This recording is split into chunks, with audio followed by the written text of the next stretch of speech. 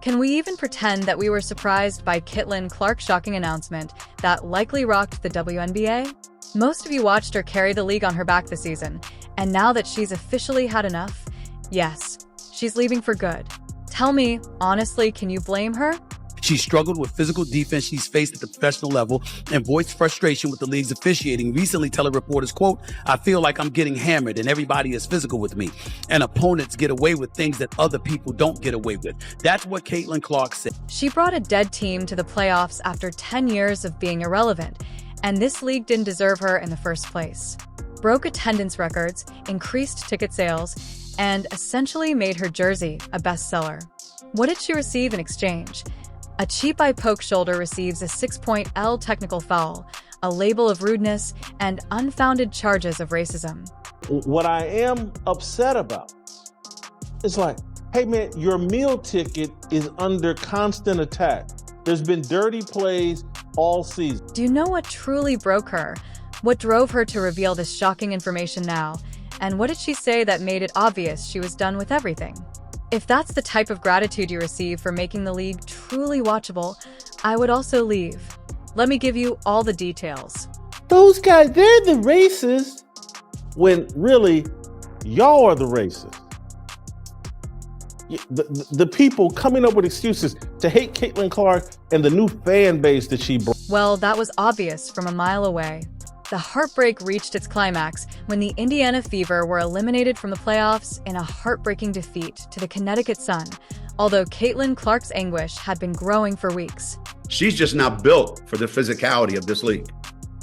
And she's not quick enough to get away from the physicality. With a score of 87-81, Clark was playing as if her life depended on it, scoring 29 points, dishing out 10 assists, and pulling down 7 rebounds. She was essentially attempting to lead her team to victory on her own, but her teammates chose to take a nap instead. As she was playing like a one-woman army, her squad was stumbling around, missing shots, and making rookie mistakes. This kid's on the wrong team. She's got the wrong skill set to handle the physicality of that league, and she's a rookie. Tell me honestly, don't you agree with Gino when he said that Tammy Fagbenel's performance was practically a horror show? She fumbled so badly, making boneheaded mistakes like a shot clock violation at the worst possible moment when the Fever desperately needed to build momentum. In addition to standing around looking lost, she was going 0 for 3, handing the ball back to the Sun like it was a Samhain. Yeah, but she needs to be on a better team. But wait, because Victoria Vivian was no better. She was a seasoned player who should have thrived under pressure, but instead she chose to disappear. She only scored 6 points on 2 of 10 shots, and even though she was supposed to be one of Indiana's top scorers, she was actually clanking wide open looks that even I could have hit. Next, we have Kelsey Mitchell, the dependable scorer, who chose the worst time to go missing, scoring 9 points on 3 of 12 shots. She appeared completely out of it, hesitating, passing up shots, and when she did shoot air balls, it was as if she had stage fright. Caitlin Clark was assaulted yesterday in her very first playoff game in the WNBA. It hurt to watch everything fall apart while Clark was playing her heart out. Every time she made a clutch 3 or executed a crazy play, her teammates would simply trip over their own feet, pass the ball back to Clark, and give her that helpless expression like, "Oops, my bad." Her body language was telling you that every missed shot and turnover was like a punch to the gut. It's not like she didn't show up. She played 40 minutes of non-stop, high-intensity, all-out basketball, and it wasn't enough. It's important that we point this out. One of the things that I brought up this morning in talking about Caitlin Clark is that some of the players, you want to use the word jealousy, fine. You want to use the word envy, fine. When the final buzzer sounded and Clark was standing there with her shoulders slumped and her eyes fixed on the scoreboard, it was clear that this wasn't just a defeat, but also a wake-up call that no matter how hard she worked or how many plays or shots she made, it wouldn't be enough without a team that could truly support her. It wasn't just the end of a playoff run. It was the end of her patience. If Caitlin Clark is the quote-unquote savior, if she's the golden girl, milk it! Reality is knocking on the door of the porta potty. The truth is finally coming to the light. The same light that is going to be dimming here in about 12 hours when Caitlin Clark is eliminated from the playoffs. When Caitlin Clark dropped the bombshell that she was not just leaving the league but traveling to Europe, the entire WNBA practically fell out of its chair. That's right, the most amazing rookie the league has ever seen is packing her bags and saying, "I'm out." After all the pressure, cheap shots, and constant nonsense she's had to endure, Clark decided she needed to hit the reset button. This announcement came just days after the Indiana Fever's heartbreaking playoff exit against the Connecticut Sun, and honestly, it wasn't surprising given that she was leading her team to relevance while receiving zero support. There were regular season games this season where Caitlin Clark drew more than 1.8 million viewers. However, I hope Kat Engelbert is ready for disappointment because there's a hell of a lot more of it on the way. She announced that she would be moving abroad for the upcoming season during a somber press conference on September 29th, 2024. You could see she was mentally and emotionally exhausted because she didn't sugarcoat it. She criticized the league for its poor officiating, lack of protection from dirty plays, and the constant criticism she received both on and off the court. It was as though she was laying everything out there, saying, "Yeah, I'm leaving because you guys made this place unbearable."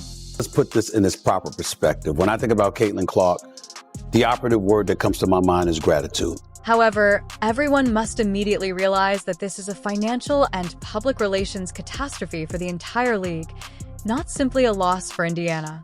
When Clark first took the court in May, attendance and ticket sales skyrocketed, and Indiana Fever games abruptly became must-see events. Her debut wasn't simply a rookie season, it was a full-blown phenomenon.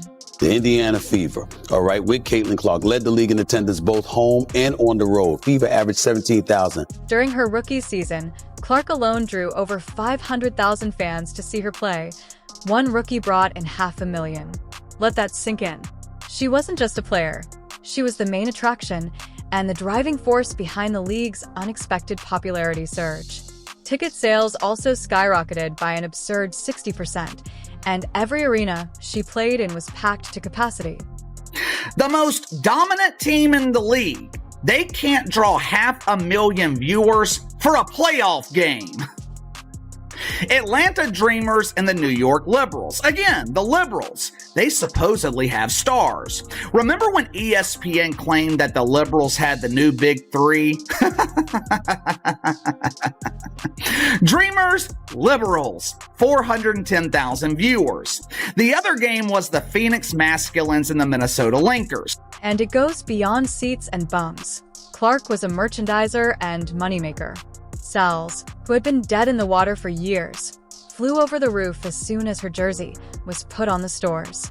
By August 2024, it had surpassed even legends like Sue Bird and Diana Taurasi to become the best-selling jersey in league history.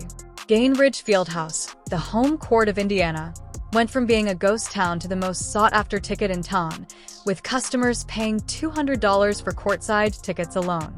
In addition to creating history, Clark was also generating revenue for the WNBA. Not delivering the product, and you're not making the revenue, and you're not, giving people the entertainment that they want, then you're not going to make any money, and your league is going to suck. And now that Clark is leaving for Europe, everything is gone. The WNBA is on the verge of a financial collapse. Take a look at the numbers. Clark's arrival in 2024 caused Indiana's average attendance, which was a pitiful 3,000 per game in 2023, to soar to 15,000 per game, a staggering 400% increase. Her presence alone generated over $5 million in ticket sales during the regular season. Without her, those numbers would have vanished. This is the loss of a golden goose, not simply a star. She's the golden goose. Additionally, Clark's influence extended beyond the merchandise stands. In June 2024, when the Fever faced the New York Liberty on ESPN, the broadcast drew an astounding 1.5 million viewers, which is more than the typical NBA game on TNT.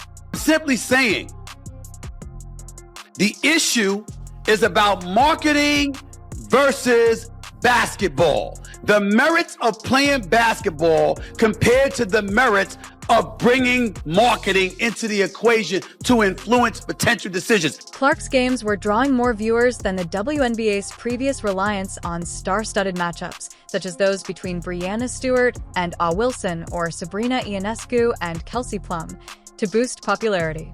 After all of this, do you know what she got? Start counting on your fingers.